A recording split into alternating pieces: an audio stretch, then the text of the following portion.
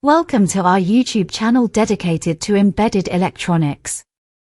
Open Programming. Bienvenue sur notre chaîne YouTube dédiée à l'électronique embarquée. Les amis, c'est grâce à vous que cette chaîne existe et continue d'exister. S'il vous plaît, abonnez-vous, aimez nos vidéos et partagez la chaîne.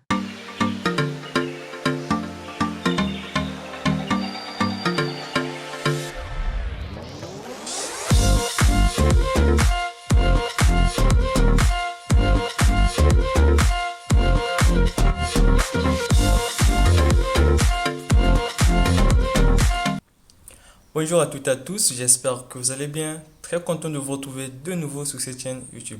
Alors les amis, dans cette vidéo, on va donc s'intéresser à concevoir un serveur web avec le SP32. Et donc la page web que nous allons donc apprendre à concevoir ici va donc nous permettre de contrôler l'allumage ou l'extinction d'une lampe. Donc là, c'est deux boutons que vous regardez ici. Donc un bouton qui va servir à allumer la LED et un autre à éteindre la LED. Toujours la même LED. Donc on a juste une seule LED ou encore une seule lampe si vous voulez. Et donc les amis, si vous êtes nouveau sur cette chaîne, vraiment n'hésitez pas à vous abonner, liker la vidéo et partager la chaîne s'il vous plaît. Et un grand merci à vous en tout cas pour l'intérêt que vous manifestez pour la chaîne, pour les vidéos. En tout cas, un grand merci à vous. Et donc comme je disais tantôt, on va donc apprendre à créer un serveur web avec notre ESP32. Donc tout au long de cette vidéo, on va donc apprendre comment téléverser ou du moins comment stocker les fichiers au niveau de la mémoire flash de l'ESP32. Alors la page web que vous voyez ici est constituée donc de plusieurs fichiers. Donc on a des fichiers HTML, CSS et JavaScript et aussi des images, notamment les deux images que vous êtes en train de voir ici. Et le tout est hébergé au niveau donc de notre ESP32. Et sans oublier bien sûr le programme C++ qui va donc nous permettre d'allumer ou d'éteindre la lampe.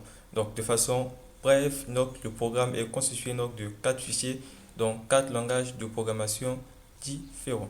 Et donc, pour cette vidéo, on va donc utiliser deux logiciels. Donc, on sera donc sur Leader Arduino et sur Platform.io avec VS Code.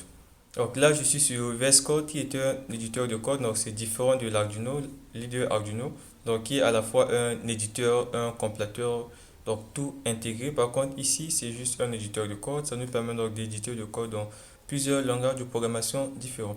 Et donc, on a la possibilité de le personnaliser en ajoutant donc des extensions. Et c'est ce que nous allons faire ici. Donc, on va ajouter plateforme ici qui est une extension qui va donc nous permettre de programmer des cartes comme Arduino, ESP et bien d'autres. Ça prend en compte beaucoup de cartes de programmation. Donc, comparé à l'idée Arduino, c'est vraiment très intéressant. Je le trouve vraiment très intéressant grâce aux fonctionnalités que ça offre et tout. On va le découvrir tout de suite. Donc, une fois que vous avez VS Code, donc ici, j'ai déjà tout installé chez moi et tout parce que ça prenait un certain temps. Donc, je vous laisse télécharger Visual Studio Code. Donc, c'est écrit ici, c'est ce que j'utilise. Vous l'installez chez vous et on va donc, une fois installé, on va ajouter l'extension Platform.io ici qui va donc nous permettre de programmer notre carte ESP32. Donc, pour ajouter une extension, on vient juste à ce niveau, on clique dessus et on met le nom de l'extension qu'on cherche. Donc, vu qu'on veut installer Platform.io, dans la barre de recherche ici, on peut juste commencer par taper le mot-clé et ça va sortir. Donc, on est ici, Platform.io IDE. Donc, on clique dessus et on clique simplement sur installer. Donc, c'est moi, vu que c'est déjà installé, qu'on écrit désactiver ou désinstaller. Donc, là, à la place de désactiver, normalement, c'est installer qui est s'afficher. On clique sur installer, rien de plus et ça va s'installer tout seul. Donc, comparé aussi à l'Arduino et tout, donc là, Platform.io installe juste le strict nécessaire qu'il faut. Et si on veut donc ajouter des cartes, des librairies et autres, c'est à nous de le faire manuellement. Donc, en tout cas, c'est vraiment très simple, pas si différent de l'Arduino, mais avec des fonctionnalités vraiment très intéressantes. Alors pour ceux qui sont sur Arduino, ne vous en faites pas, une fois que je termine avec Platform.io, je vais donc expliquer comment téléverser les fichiers de la mémoire flash de l'ESP32 avec l'IDE Arduino. Donc là, si j'ai dit que c'est déjà activé, donc on va fermer. Donc, une fois que c'est activé, vous allez une fois que c'est installé plutôt, vous allez donc voir cette icône apparaître, Platform.io. Donc, on va donc cliquer dessus pour ouvrir notre Platform.io. Donc, ça prend un certain temps. On va patienter juste un tout petit peu. Alors là, ça s'est ouvert. Platform.io est ouvert. Donc, si vous regardez ici, qu'est-ce que tu écrit ici? Donc là, c'est écrit Platform.io Home. Je peux cliquer dessus. comme je pouvais cliquer sur Open ici, donc c'est pas encore ouvert, hein, donc c'est, ouais, voilà, là c'est ouvert. Quand j'ai cliqué sur plateforme Home, tout comme on pouvait cliquer ici sur Open, on allait avoir le même résultat. Donc là on est sur plateforme IO, donc on peut installer des librairies donc à ce niveau. Donc avec plateforme IO aussi, ce qui est très intéressant, c'est qu'on peut installer les librairies de façon locale ou de façon globale. Donc de façon locale, du genre propre à un projet. Donc installer les bibliothèques uniquement dans un projet pour un projet disponible uniquement pour le projet. Donc c'est comme les environnements virtuels. Donc créer un environnement virtuel uniquement pour le projet dans lequel nous travaillons. Tout comme on peut l'installer de façon globale, donc accessible pour tous les projets qu'on aura donc à faire. Donc, en ce qui concerne les cartes, on peut l'installer à ce niveau. Donc, toutes ces différentes manières d'installer les bibliothèques et autres. Donc, au fil des temps des vidéos que j'aurai à proposer, je pense que j'expliquerai de façon claire et bref comment faire tout ceci. Donc, en ce qui concerne les bibliothèques, les cartes plutôt, on peut l'ajouter depuis cet onglet-là, Board. Une des choses aussi qui est intéressante avec Plateforme IO, c'est que lorsqu'une bibliothèque n'est pas installée et qu'on veut travailler sur ça, donc une carte n'est pas installée et qu'on veut travailler sur ça s'installe de façon automatique. Donc, on va le voir. Pour créer un projet, c'est très simple. Donc, pour créer par exemple un nouveau projet, donc on vient par exemple ici, nouveau projet, on va par exemple le renommer. Je le renomme par exemple projet 1. Je le renomme comme ça. Ensuite, je sélectionne la carte. Donc, il y a beaucoup de cartes qui sont disponibles, 1552 cartes disponibles. Donc, j'ai cliqué, je peux taper quelque chose dessus, tout comme je peux défiler pour rechercher la carte que je veux. En tout cas, il y a beaucoup de cartes à l'intérieur. Il y en a vraiment beaucoup. Donc, c'est écrit 1550. Il y en a beaucoup et toutes les cartes ne sont pas installées. Donc, si vous cliquez et que la carte n'est pas installée, ça va s'installer ça même. Donc là, je suis sur l'ESP32. Donc, c'est cette carte ESP32 que j'utilise. Je vais cliquer dessus. Et en ce qui concerne le framework, on peut utiliser Arduino, tout comme ce framework. Mais ça, je ne l'ai jamais utilisé. C'est sur Arduino que je l'utilise. Donc, je garde ceci. Et là, on a la localisation où sera donc classé notre projet. Donc, on peut le désélectionner et aller chercher le dossier où on veut le stocker. Tout comme on peut garder le dossier par défaut. Mais moi, je garde le dossier par défaut. Donc, c'est dans le document que ça va s'enregistrer. Et une fois fait, je clique sur Finish. Donc là, vous voyez que c'est donc en train de créer le projet. Donc, ça sera très vite si l'ESP32 est déjà installé. Mais si ce n'est pas encore installé, ça prendra un certain temps à installer l'ESP32. Donc, c'est moi ici, c'est un peu plus rapide parce que l'ESP32 est déjà installé. Mais je répète que si ce n'est pas encore installé, ça prendra un peu plus de temps de telle sorte à installer tout ce qu'il faut de telle sorte que l'ESP32 soit disponible dans vos cartes disponibles. Alors là, le projet c'est donc ouvert, projet 1, ça contient tout ceci. Et ce qui va nous intéresser ici, c'est source. Donc à source ici, c'est ça qui contient donc le programme principal. Donc le programme principal ici, c'est main CPP, CPP pour C++. Donc différent un peu sur l'Arduino. Sur l'Arduino, les fichiers ont l'extension .ino. Par contre ici, l'extension C++. Donc c'est le dossier source ici qui contient donc le fichier principal ou le programme source. Donc là, on a le dossier plateforme init ici qui va donc nous permettre un peu de configurer notre environnement. Donc par exemple ici, on a la plateforme qui est utilisée, la carte qui est utilisée, c'est cette carte ici. Donc le framework Arduino, ça c'est l'environnement qui est utilisé. Donc par exemple, si on veut par exemple utiliser le moniteur série, donc on peut définir la vitesse ici, monitor avec monitor speed ici. Donc monitor speed, ça doit s'afficher quelque part ici, ouais. Donc je mets par exemple monitor speed, ensuite je mets la vitesse de communication. Donc lorsque je fais, j'active en quelque sorte le moniteur série. Donc 500. Voilà, donc ça c'est la vitesse de communication de mon moniteur série que j'ai eu à régler tout. Donc ce qu'on faisait avec l'Arduino en venant par exemple à ce niveau. Donc voilà un peu. En venant par exemple à ce niveau, donc venez cliquer ici. C'est exactement la même chose que j'ai eu à faire de l'autre côté. Donc une fois que c'est fait, on le sauvegarde. Donc plateforme IO aussi, vous remarquez un peu les choses un peu en temps réel. Donc lorsqu'on se met à écrire et tout, donc la vérification, tout ça se fait en temps réel. Il y a plusieurs façons d'installer les bibliothèques et tout, comme je le disais. Donc ça c'est juste comment créer un nouveau programme. Puis je vous explique, j'ai pas encore commencé à expliquer le programme sur la page web. Et donc en ce qui concerne l'installation des bibliothèques, on va le voir là-bas. Donc ça, c'est le programme par défaut qui est proposé. Donc lorsqu'on clique sur notre main CPP, le programme par défaut qui est proposé est là. Donc c'est un programme qui calcule en quelque sorte la somme de deux nombres et tout. Mais cela ne nous intéresse pas vraiment. Donc on fait juste un rapide survol avant donc de s'intéresser à notre sujet du jour.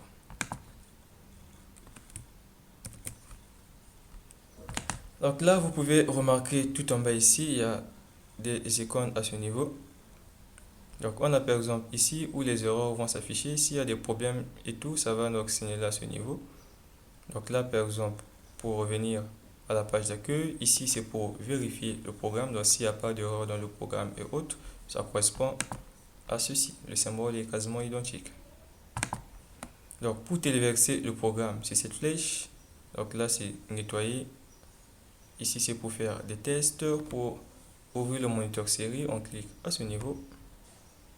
Donc là, c'est pour ouvrir le terminal. Et ici, c'est pour sélectionner le port utilisé. Donc en ce qui concerne le port, c'est en automatique. Il peut détecter de façon automatique le port auquel est connecté notre carte ESP32. Tout comme on peut le faire de façon manuelle. Donc le port que j'utilise, c'est ce port. Mais je l'ai configuré en automatique. Donc le port sera configuré automatiquement. Tout comme on peut venir ici sur plateforme IO. Je dois retourner sur Home qui est ici et venir ici à Device ici et sélectionner le port. Donc il doit avoir un port disponible, c'est ce port. Donc en ce qui concerne le projet, on peut se rendre dans le dossier où c'était créé. Donc c'est à ce niveau de plateforme IO. Donc ça c'est enregistré dans le document. Ça c'est le projet dont je vais vous parler tout à l'heure. Mais le projet 1 qu'on vient d'ouvrir tout à l'heure, ça c'est ouvert ici. Donc document, on va cliquer sur plateforme IO, projet. On va l'ouvrir et on retrouve projet 1. Et voilà donc ce que ça contient. Alors, vu qu'on sait comment ouvrir un nouveau projet sur plateforme IO, on va le fermer et s'intéresser donc à notre programme. Je vais fermer le dossier. Alors, en ce qui concerne donc le projet sur la page web dont on va apprendre à réaliser tout à l'heure, je l'ai donc mis sur mon GitHub. Donc là, c'est la page web, donc c'est à ce niveau. Donc mon GitHub est là, vous pouvez donc y avoir accès. Donc c'est à ce niveau que vous pouvez donc le télécharger. Donc il y a deux fichiers, deux dossiers à l'intérieur. Il y a Arduino ici, donc c'est le même programme. Ici, c'est pour le télécharger au niveau donc, de la carte Arduino avec les deux Arduino. Et ici, c'est le projet configuré pour plateforme IO. Donc comme je l'ai dit tantôt, c'est le même programme jusqu'avec Arduino. L'extension des fichiers change. Comme on a vu sur plateforme IO, le fichier principal a l'extension .cpp ou C++. Par contre, sur l'Arduino, l'extension c'est .ino. Donc c'est juste ça, c'est juste le même fichier que j'ai donc eu à changer d'extension. Donc voilà un peu. Donc vous pouvez retrouver ça sur mon GitHub. La description, tout est donné ici, en tout cas avec tous les détails qu'il faut, comme ici dans le fichier README, vous retrouvez donc tout ce qu'il faut ainsi que les liens. Donc je ne le mettrai pas dans la description, juste le lien GitHub que je mettrai dans la description, mais tout ce qui est utile au projet et tout, vous pouvez le lire directement sur le GitHub, donc je ne le mettrai pas dans la description de la vidéo. Alors par exemple, en ce qui concerne les bibliothèques, ce sont ces deux bibliothèques que j'ai eu à utiliser. Ce sont donc des liens GitHub que j'ai aussi eu à ouvrir ici. Et au niveau donc de l'IDE Arduino, on aura donc besoin d'installer un plugin, donc une extension qui va donc nous permettre à envoyer donc nos programmes, nos fichiers dans la mémoire flash de l'ESP32. Notamment, c'est cette extension-là, ESP32 Sketch Your Data Upload.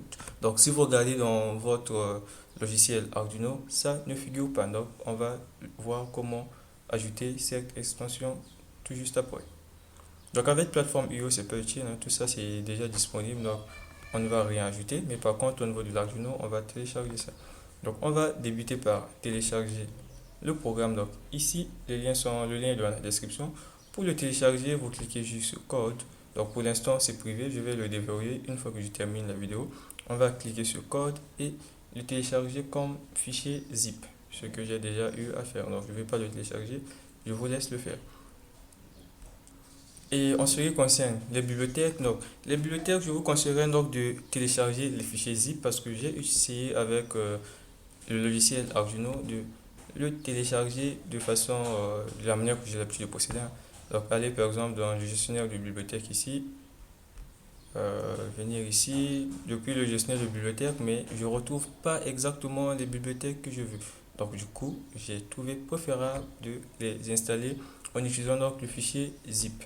Donc ce qu'on va faire ici, c'est qu'une fois que vous avez ceci, donc pareil dans le code source, il y a des liens à l'intérieur, tout comme dans le fichier readme, vous retrouvez ces liens à l'intérieur. Donc une fois que vous ouvrez ces liens, vous allez donc retomber sur ces pages. Donc par exemple, pour télécharger cette bibliothèque, ESP asynchrone web server, donc on va aller toujours dans code et on va le télécharger en format zip. Ça bug un peu. Voilà, on le télécharge aussi sous fichier zip, sous format zip. C'est déjà fait chez moi, je ne le ferai pas. Et cette bibliothèque a besoin donc d'une dépendance, donc asynchrone TCP. Ça aussi, on va le télécharger sous format zip. Donc, comme ça, vous êtes sûr que votre programme au niveau de l'ESP32 va fonctionner. Le programme que je vous donne va fonctionner en utilisant les mêmes bibliothèques que j'ai à utiliser. Donc, si vous ne le faites pas, c'est sûr et certain que si vous installez autre bibliothèque que j'ai utilisée, le programme que je vous donne ne fonctionnera sûrement pas. J'ai essayé de le faire avec le C Arduino en téléchargeant une autre bibliothèque. Évidemment, j'ai eu des messages d'erreur.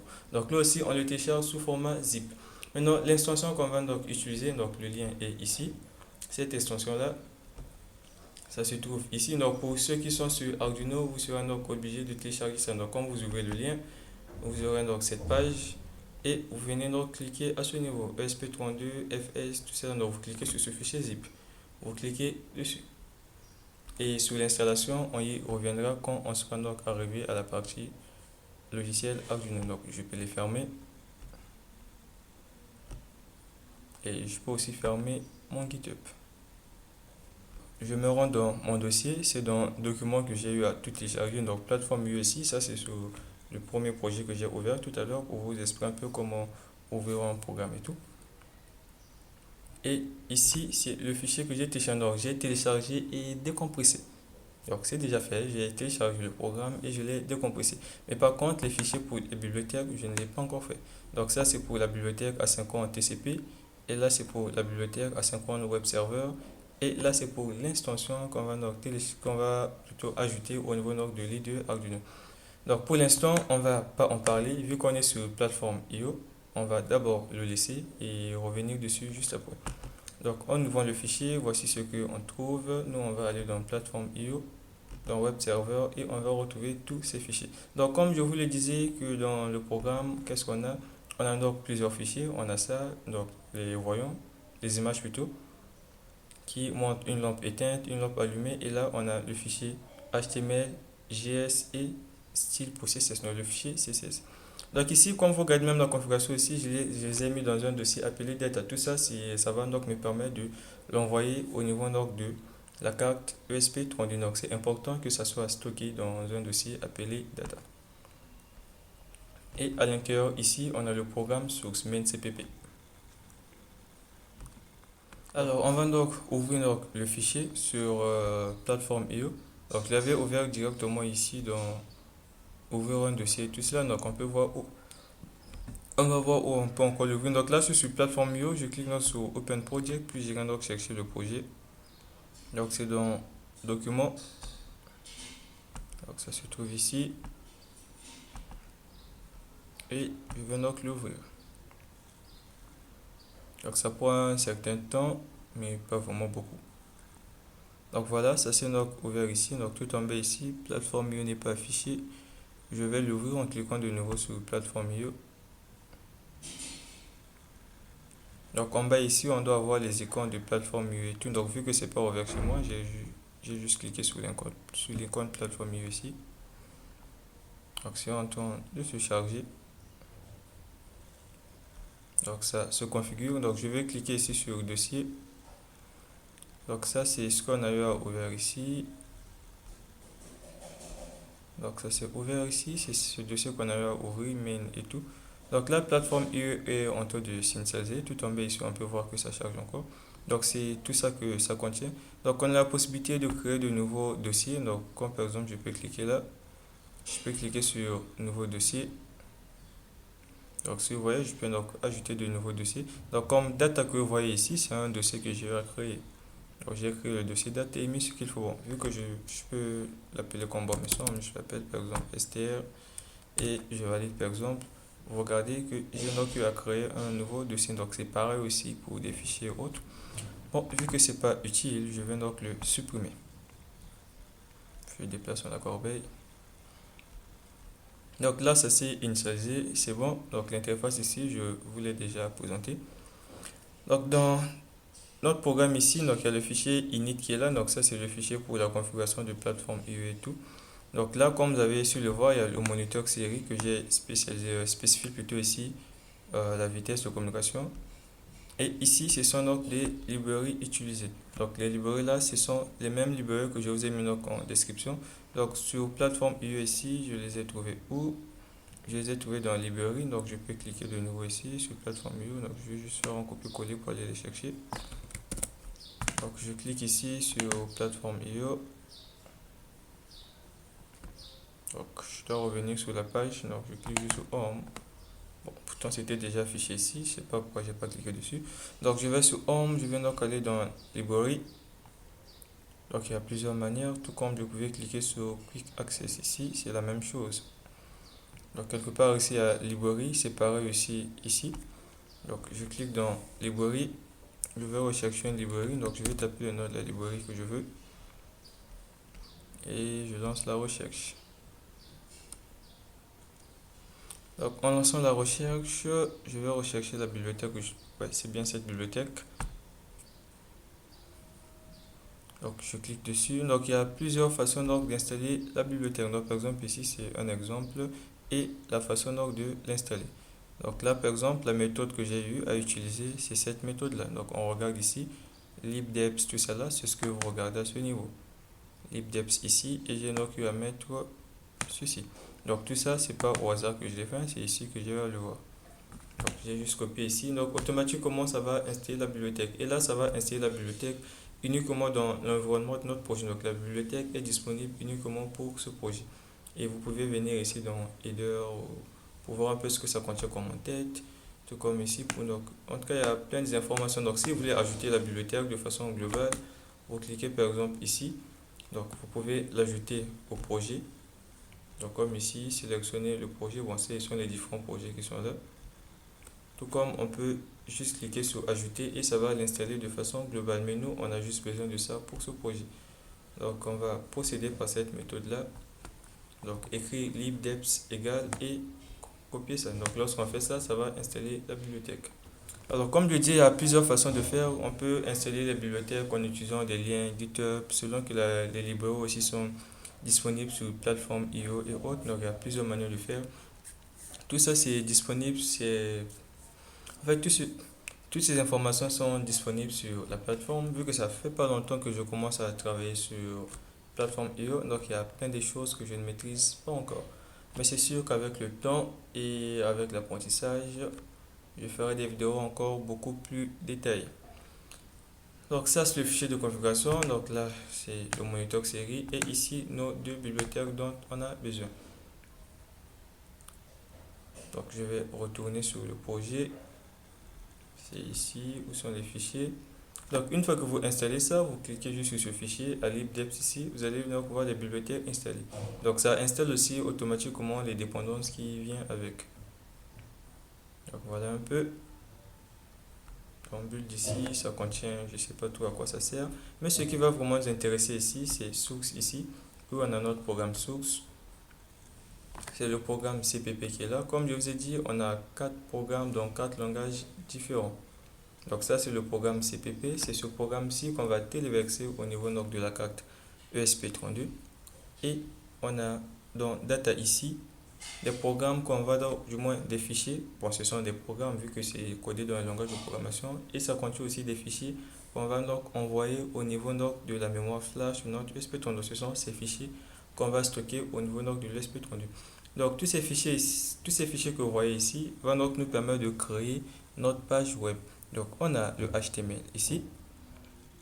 Donc ça c'est le HTML. Donc en ce qui concerne le langage de programmation web, c'est pas vraiment ma spécialité. Donc je ne suis vraiment pas trop à l'aise dessus, qu'on va juste survoler simplement. Donc là, c'est pour créer donc la page HTML. Donc si vous regardez dans la documentation que je vais mettre le fichier README, donc le HTML, à quoi ça sert et tout, j'ai eu à tout écrire à l'intérieur. Donc ça, c'est le HTML. Donc le HTML va faire donc appel à nos programmes ici, donc le style ici, CSS qui est ce fichier ici, et script.js ici qui est ce fichier là. Donc tout ceci soit donc appelé dans le HTML. Donc ici par exemple on a le titre de notre page web, c'est ce qui s'affiche à l'entête ici.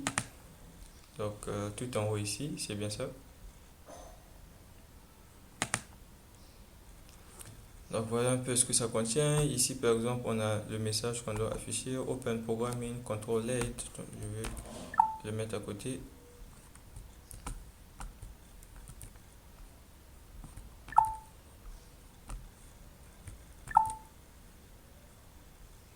Donc c'est un peu ça. Donc là on a Open Programming Control Late. Donc c'est ce que je vais mettre quelque part en bas ici. Je vais réduire ça un peu pour que vous puissiez voir. Je pense que c'est bon. Donc c'est ce qui est là. Donc tout ça, ce sont des balises HTML et tout. Pour ceux qui font le web, je pense qu'ils doivent se retrouver vraiment.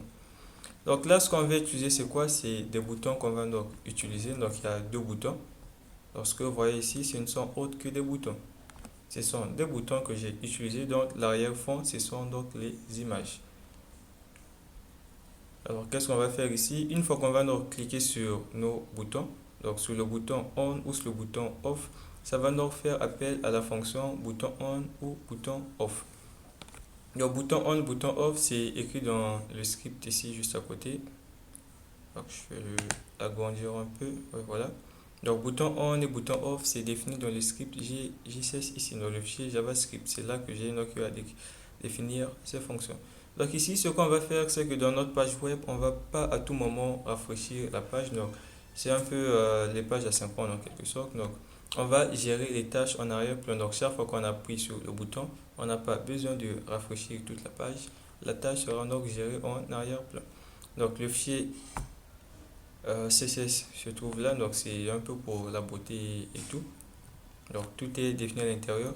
Donc on n'a vraiment pas besoin de comprendre tout ça. Je vous explique juste ce que j'ai utilisé comme fichier. Les détails vraiment c'est pas trop utile. Et en ce qui concerne le fichier JavaScript, c'est ce fichier là qui contient donc les fonctions qui permettent donc de gérer un peu en arrière-plan le fonctionnement de nos boutons pour mettre à jour cette partie. Donc pour mettre à jour le message ici en fonction que la lampe est éteinte ou allumée. Donc là, vu que je suis connecté, ma carte USB 32 est connectée. Si je clique, vous voyez par exemple on s'affiche. Et si je clique ici, le off s'affiche. Donc en tout cas, je suis connecté. Alors voilà un peu. Je ne sais pas si vous écoutez un petit bip. Alors c'est le bip de mon relais que vous avez eu à voir dans la vidéo de démonstration juste avant de suivre cette vidéo. Alors les amis, si vous êtes nouveau vraiment sur la chaîne, n'hésitez vraiment pas de vous abonner si vous ne l'êtes pas encore. Ça, c'est en ce qui concerne donc, le code JS. Donc, revenons un peu sur le programme principal. Donc, il y a aussi les images. Les images sont là. Ce sont ces images que j'ai donc à utiliser. Donc, tout ça, on va le téléverser dans la mémoire flash de l'USP 32. Et donc, qu'est-ce qu'on a dans la fonction, dans le code source, le main? Voici donc ce qu'on trouve. Donc, les liens, comme je le disais, vous pouvez le retrouver dans le fichier README. Tout comme dans le programme, les liens sont ici. Donc lisez bien le commentaire, ça vous décrit un peu. Donc comme je dis, la page HTML, c'est pour créer la page web, le fichier CSS pour la mise en forme, le JavaScript pour la gestion des événements, et on a deux photos qui sont utilisées. Donc ici, on commence donc à inclure les bibliothèques. Donc cette bibliothèque là ici, SPIF ici, ça va donc nous permettre de gérer donc les fichiers du système. Donc sa signification est juste à côté ici. Donc ça va nous permettre un peu de téléverser des fichiers dans la mémoire flash, gérer tout cela. En tout cas, c'est à ça que ça sert. Donc à ce niveau SSID, vous devez donc remplacer par le nom de votre Wi-Fi. Et là, vous mettez votre mot de passe Wi-Fi. C'est juste ces modifications que vous allez faire. Donc on va créer à ce niveau, on crée une variable. Et le pin que j'ai eu à utiliser, c'est le pin numéro 4. Donc au niveau de la carte USB32, il y a une lettre qui est associée au pin numéro 2. Donc je l'ai utilisé pour faire clignoter donc la LED. Donc cette LED là clignote pour indiquer que la carte est connectée au Wi-Fi. Donc j'aime bien utiliser ça pour me permettre de me rassurer que ma carte ESP32 est bien connectée. Donc je l'ai utilisé comme voyant en quelque sorte. Donc à ce niveau, on utilise donc la communication en série, on définit nos pins comme étant des sorties et on les configure comme étant éteintes. Alors à ce niveau, on va initialiser la bibliothèque, va donc nous permettre de gérer les fichiers dans la mémoire flash de notre ESP32. Donc si ce code est vérifié, ça veut dire qu'il y a une erreur, ce qui va te dire que on va sortir donc de la fonction votre setup grâce au return qui est ici et on va recommencer indéfiniment tant que cette condition est vraie. Donc on a besoin de se rassurer que la bibliothèque s'est initialisée avec succès, raison pour laquelle cette condition pour passer aux instructions suivantes uniquement si la bibliothèque s'est initialisée avec succès. Alors à ce niveau, qu'est-ce qu'on fait? On va donc ouvrir le fichier, donc on va ouvrir plutôt le dossier racine. Ensuite, qu'est-ce qu'on fait? On va donc ouvrir le premier fichier. Une fois qu'on ouvre le premier fichier, donc là j'ai simplement mis un peu d'espace juste pour séparer les informations. C'est ce que vous voyez ici. On dit /n ici, c'est pour le retour à la ligne. Donc qu'est-ce qu'on fait? Tant qu'il y a un fichier qui est disponible, on affiche le fichier. Donc c'est pour se rassurer que nos fichiers ont vraiment été téléchargés. Parce que quand je n'avais pas eu à faire ça, j'ai essayé de télécharger des fichiers de la mémoire flash. Mais malheureusement, aucun fichier n'a été téléchargé. Du coup, quand j'ai essayé d'accéder à la page web, ça ne marchait pas. Je me disais qu'il y avait une erreur dans le code, mais je ne savais pas que les fichiers n'avaient pas été téléchargés. Du coup, cette ligne, c'est vraiment important. Quand vous ouvrez le moniteur série, vous pouvez donc vous rassurer que vos fichiers HTML, CSS, CSS et les images ont bien été téléchargés. Alors, si c'est téléchargé, on affiche le nom des fichiers et on ferme le fichier pour ouvrir de nouveau le prochain et ainsi de suite. Donc, tant que les fichiers sont disponibles, on va ouvrir, afficher le titre et fermer. À ce niveau, on va donc afficher l'adresse IP. C'est grâce à cette adresse qu'on va donc se connecter. C'est ce que j'ai eu à mettre ici. Donc, c'est cette adresse que vous trouvez en haut. Ok, une fois fait, on initialise le serveur. Maintenant, après là, on va donc envoyer donc les requêtes. Donc, une fois qu'on tape notre adresse IP, qu'est-ce qu'on fait? On va donc se retrouver ici pour demander un peu la page d'accueil. Donc, au niveau de la page d'accueil, qu'est-ce qu'on va envoyer? On va donc envoyer le fichier HTML. Donc, page HTML web, c'est ce fichier qu'on va envoyer. Une fois donc arrivé à ce niveau, on envoie donc le fichier CSS. Et arrivé à ce niveau, on envoie le fichier JS et ensuite on envoie les images. Donc on les envoie un à un. On les envoie donc une fois fait. À ce niveau, on va maintenant gérer les requêtes. Quand on veut par exemple, quand on envoie par exemple la requête pour accéder donc pour allumer plutôt la lampe. Donc normalement on allait être redirigé vers une nouvelle page, mais ça ne sera pas notre cas ici. Donc, en quelque sorte, ça sera géré de façon asynchrone grâce au JavaScript ici qu'on a eu donc à utiliser. Donc, on envoie ceci. On veut par exemple accéder à la page on, mais au lieu de ça, qu'est-ce qu'on fait? Une fois que le serveur reçoit cette requête, on va donc allumer la LED et juste envoyer le message 200 pour dire que la requête a été traitée ou bien reçue. À ce niveau, on fait la même chose. Une fois qu'on envoie cette requête, qu'est-ce qu'on fait? On va juste renvoyer aussi 200 et éteindre la LED. Donc au niveau de la fonction void loop, on ne fait absolument rien. Donc la bibliothèque va gérer tout cela à notre place. Et tout ce que vous voyez ici, ça permet juste de faire clignoter le voyant. Et si la connexion Bluetooth, si la connexion Wi-Fi plutôt est perdue, ça va tenter de se reconnecter de façon automatique. Mais quand ça se reconnecte, parfois l'adresse IP change, donc il faut toujours vérifier. Et tout en bas ici, c'est le clignotement de la lampe. Donc avec la fonction Mili, tout ça, j'ai déjà eu à faire des vidéos qui montrent un peu comment utiliser la fonction Mili. Vous pouvez toujours se rendre dans la liste des vidéos que j'ai réalisées pour retrouver la vidéo qu'il vous faut si vous ne savez pas utiliser la fonction Mili. Donc voilà un peu en ce qui concerne le code. C'est ce code qu'on va donc téléverser au niveau donc de l'Arduino. Donc pour téléverser le programme, pas de problème. Au niveau donc de VS Code, qu'est-ce qu'on fait? Donc à ce niveau, on sélectionne le port. Donc c'est en automatique, comme j'ai dit tantôt. Soit on peut le sélectionner de façon manuelle, c'est ce port que j'utilise. Soit on peut laisser automatique et ça va se sélectionner de façon automatique. Donc ça va lui-même chercher le port disponible. Tout comme on peut le sélectionner nous-mêmes. Donc on le garde ainsi. Donc pour téléverser le programme, on va juste cliquer ici sur téléverser. Donc on va téléverser pour voir.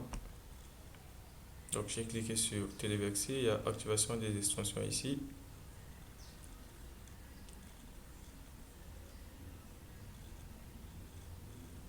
Donc voilà, le terminal s'est ouvert. Donc il y a aussi une chose, vous remarquez que quand j'étais sur Arduino, quand j'installais les bibliothèques et autres, j'allais toujours dans le document, tout cela pour lire un peu le contenu des bibliothèques. Par contre là, c'est vraiment pas nécessaire.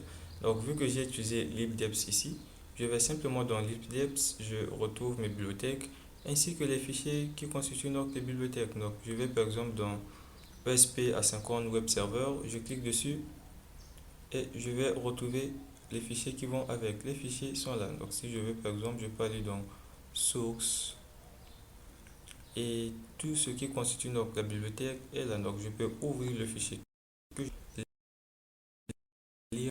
Là je vais par exemple ouvrir ceci. Donc voilà, ça c'est ouvert ici. Je vais regarder ce que ça contient.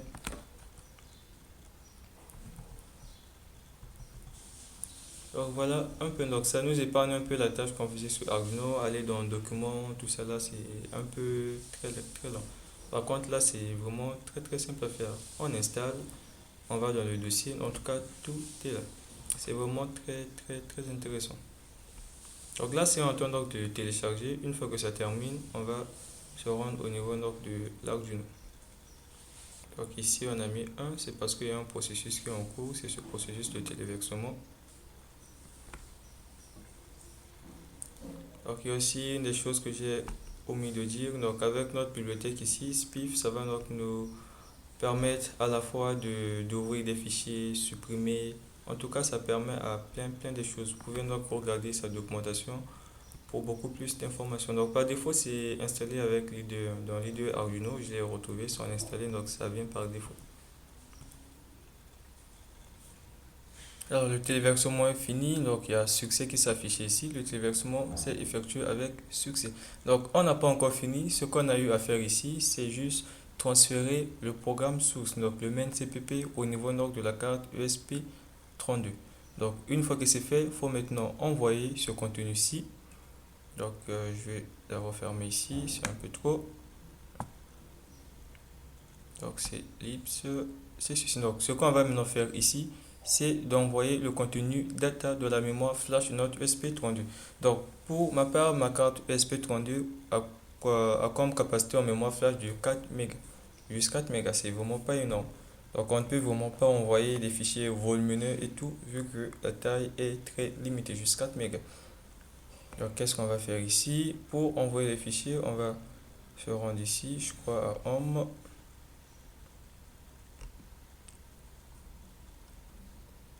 C'est pas ce niveau. Je vais cliquer sur plateforme IO.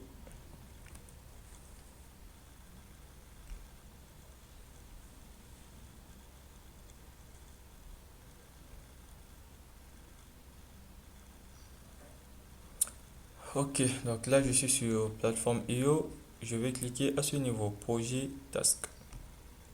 Donc une fois que je clique dessus, je vais descendre jusqu'à ce niveau.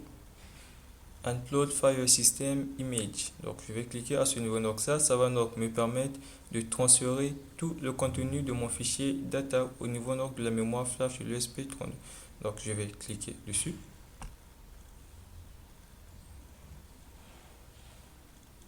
Donc voilà ici, le téléchargement de mes fichiers va bientôt commencer.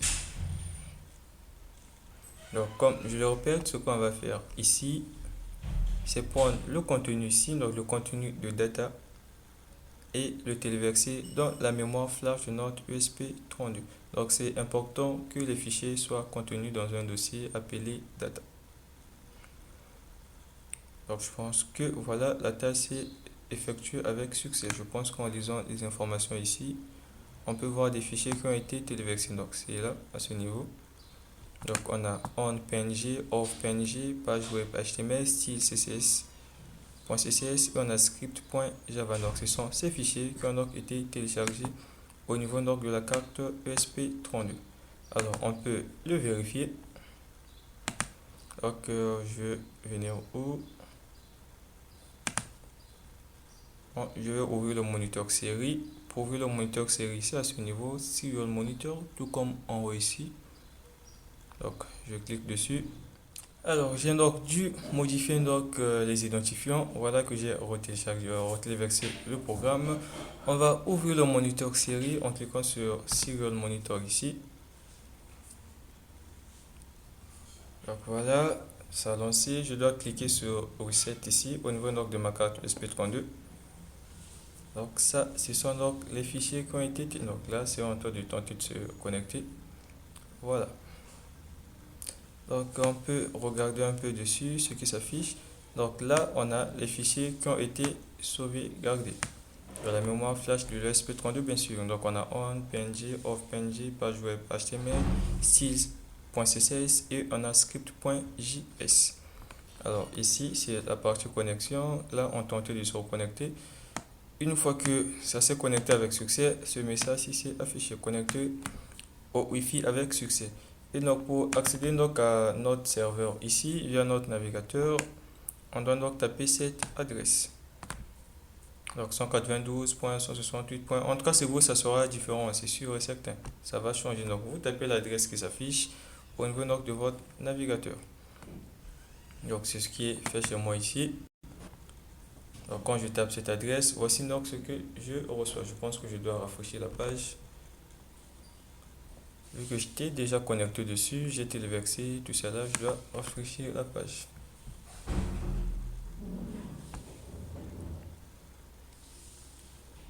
Donc parfois ça se charge lentement, parfois c'est rapide, en tout cas ça dépend. Donc voilà, là si j'appuie dessus, le message va changer et au niveau de la LED de l'ESP32, la lampe va s'allumer. Donc tout ça, vous regardez ça dans la démonstration, vu que je ne montre pas le résultat sur tout de faire. Mais tout au début de la vidéo, je pense que vous avez donc pu avoir la démonstration. Alors, c'était donc tout en ce qui concerne donc la vidéo. On va donc se rendre sur l'IDE Arduino pour voir un peu comment téléverser les fichiers avec l'IDE Arduino. Donc, je vais me rendre sur l'IDE Arduino. Donc, voici un peu, c'est exactement le même programme. En ce qui concerne le téléversement du programme, rien n'a changé. Mais avant qu'on puisse parler de téléversement de programme, on va donc apprendre comment ajouter l'extension qui va donc nous permettre de téléverser les fichiers dans la mémoire flash. Donc notamment cette extension-là.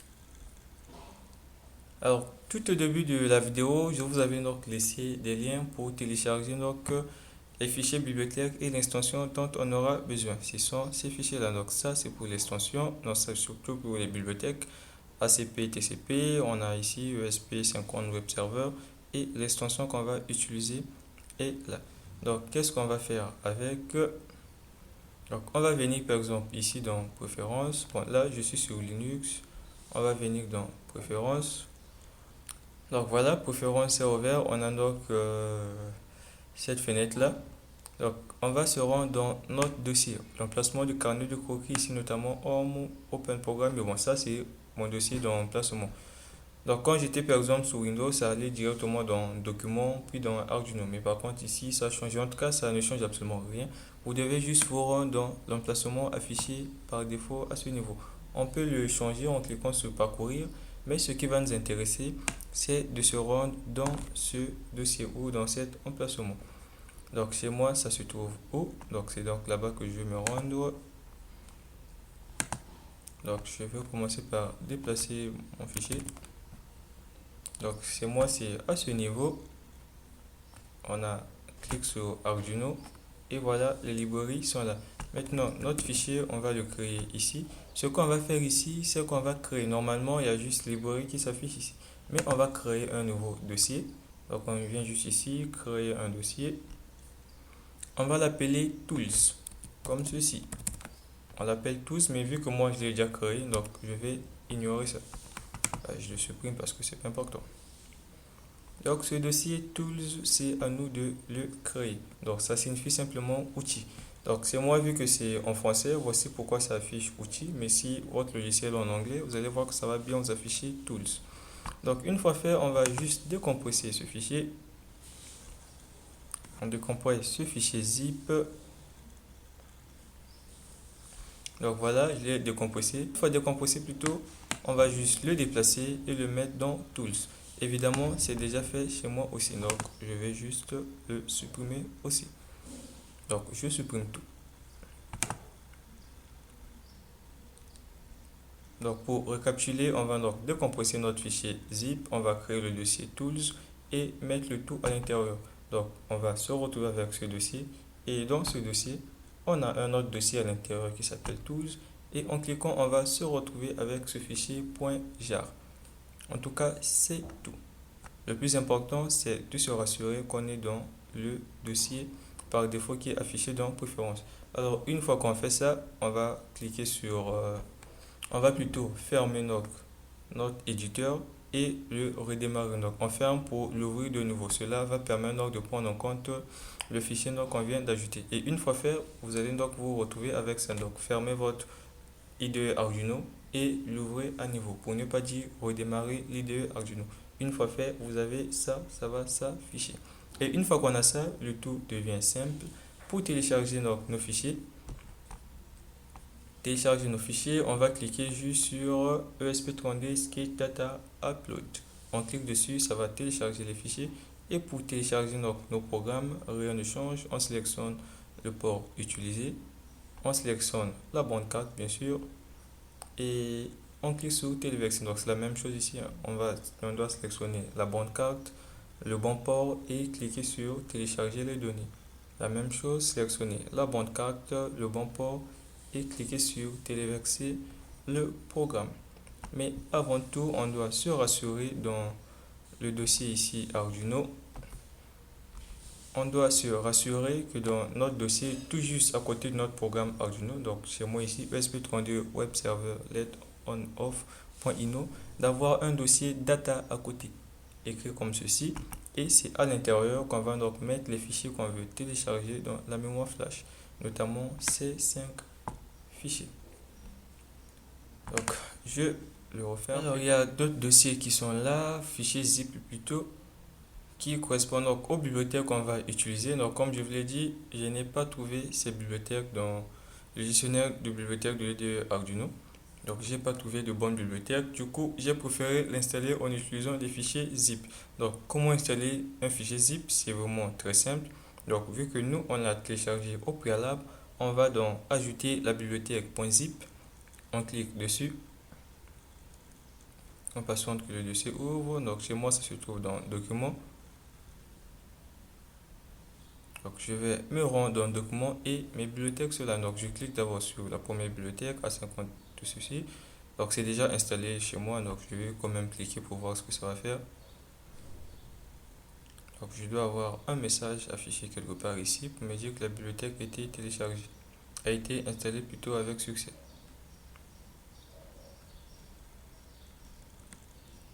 Donc, c'est en train de télécharger. Voilà, ça s'est affiché ici. La bibliothèque a été ajoutée à votre dossier de bibliothèque. Veuillez regarder au menu importer bibliothèque. Donc, on va faire la même chose avec l'autre. On va toujours se rendre en croquis, inclure une bibliothèque et téléverser l'autre fichier. Et plutôt ajouter l'autre fichier. Donc voilà, vous savez maintenant comment télécharger une bibliothèque sous format zip. Regardons maintenant la suite. Donc, j'ouvre simplement de nouveau mon moniteur série. Rien ne s'affiche. J'appuie sur Reset au niveau de ma carte ESP32. Et donc, les fichiers sont affichés à ce niveau. Donc, on attend que ça se reconnecte. Voilà. Donc, les fichiers sont affichés là. Donc, il faudrait vraiment vous rassurer que vos fichiers sont téléchargés. Ça vous évitera de penser que le programme fonctionne mal alors que les données n'ont pas été envoyées correctement. Donc, voilà un peu en ce qui concerne le programme. J'espère que cela vous a été utile et donc on se donne rendez-vous très prochainement.